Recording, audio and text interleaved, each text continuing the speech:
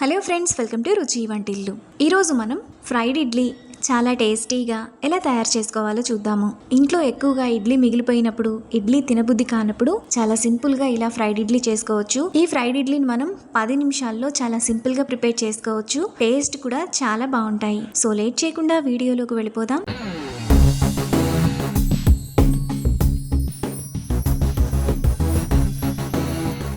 ఈ ఫ్రైడ్ ఇడ్లీని ఇంకొంచెం extra taste తీసుకురావడానికి స్పెషల్ పొడి చేసుకోవాలి. ఈ పొడి వేసుకొని ఫ్రైడ్ ఇడ్లీ తింటే చాలా బాగుంటుంది.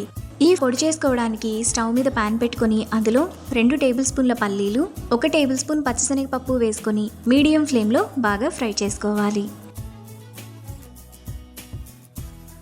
పల్లీలు, పచ్చిశనగపప్పు సగం పైన వేగిన తర్వాత అందులో 1 టీ స్పూన్ ధనియాలు, 1/2 టీ స్పూన్ మెంతులు, 1 టీ స్పూన్ జీలకర్ర, 2 టేబుల్ స్పూన్ల నువ్వులు, 4 ఎండుమిరపకాయలు, 2 రెమ్మల కరివేపాకు వేసుకొని వీటిని కూడా మీడియం ఫ్లేమ్లో బాగా ఫ్రై చేసుకోవాలి.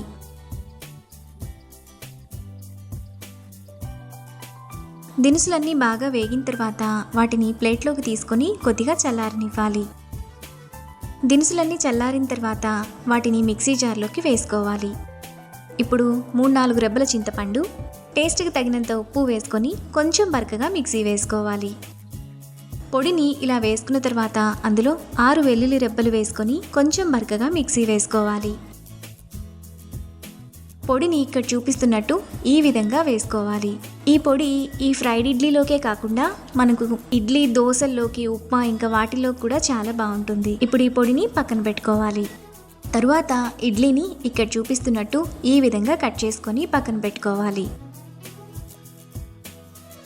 ఇడ్లీ అన్నిటినీ ఇలా కట్ చేసుకున్న తర్వాత పక్కన పెట్టుకోవాలి. ఇప్పుడు వేడి నూనెలో ముందుగా కట్ చేసుకున్న ఇడ్లీని ఆయిల్కి సరిపడినన్ని మాత్రమే వేసుకొని బ్రౌన్ కలర్ వచ్చేంత వరకు మీడియం ఫ్లేమ్లో ఫ్రై చేసుకోవాలి. ఇడ్లీ ఈ విధంగా ఫ్రై అయిన తర్వాత వాటిని ప్లేట్లోకి తీసుకొని పక్కన పెట్టుకోవాలి. మిగతా ఇడ్లీని కూడా సేమ్ ప్రాసెస్లో ఫ్రై చేసుకొని ప్లేట్లోకి తీసుకోవాలి. ఇప్పుడు ఒక మిక్సింగ్ బౌల్ తీసుకొని ముందుగా మనం ఫ్రై చేసుకున్న ఇడ్లీను బౌల్లోకి వేసుకోవాలి. తర్వాత ముందుగా మిక్సీ వేసుకున్న పొడిని మీకు కావలసినంత వేసుకొని ఇలా బాగా కలుపుకోవాలి.